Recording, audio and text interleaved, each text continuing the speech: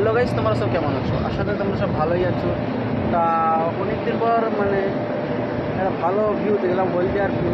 কাজে এসেছি, তো কাজে এসে কাজ করছি, কাজ বন্ধ আছে, একটু অফ আছে, লাঞ্চ টাইম। তো লাঞ্চ টাইমের পর একটা হলদিয়ার ভিউ দেখতে পেলাম, কাজের টপ হাইটে চলে এলাম। এসে দেখলাম হলদিয়ার ভিউটা এখান থেকে সেই লেভেল লাগছে, জাস্ট তোমরা দেখো।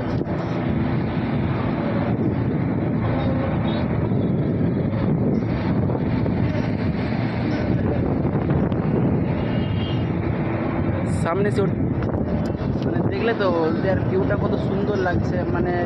এটা প্রাণের শহর হলদিয়া। এখানে যে আসবে তার যেতে মায়াই পড়ে যাবে। বিদেশ থেকে অন্য কোথাও থেকে যদি কেউ আসে হলদিয়াতে, হলদিয়া ছেড়ে যাওয়ার কোনো একটা কারণ বলতে পারবে যে হলদিয়া এত খারাপ, যে কোনো একটা কোনো কারণ বলতে পারবে না। কারণ হলদিয়া হচ্ছে একদম শিল্পপতি যে এলাকা।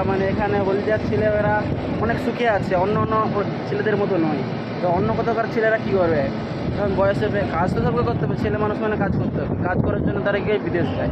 আর আমাদের হলদিয়া, এটা হলদিয়ায় জন্মগ্রহণ করেছি আমরা, আমাদের একটা ভাগ্য, নসিবের কথা বলতে চলে।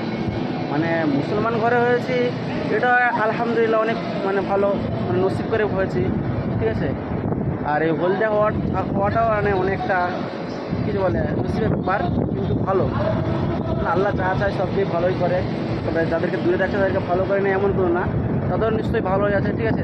তারা শহরকে ভালো বলবে, আমি আমার শহরকে ভালো বলবো। ভালো তো সবার শহর সবাই বলে, ঠিক আছে। ভিউটা এখান থেকে সেই লেভেলের লাগছে, দেখো।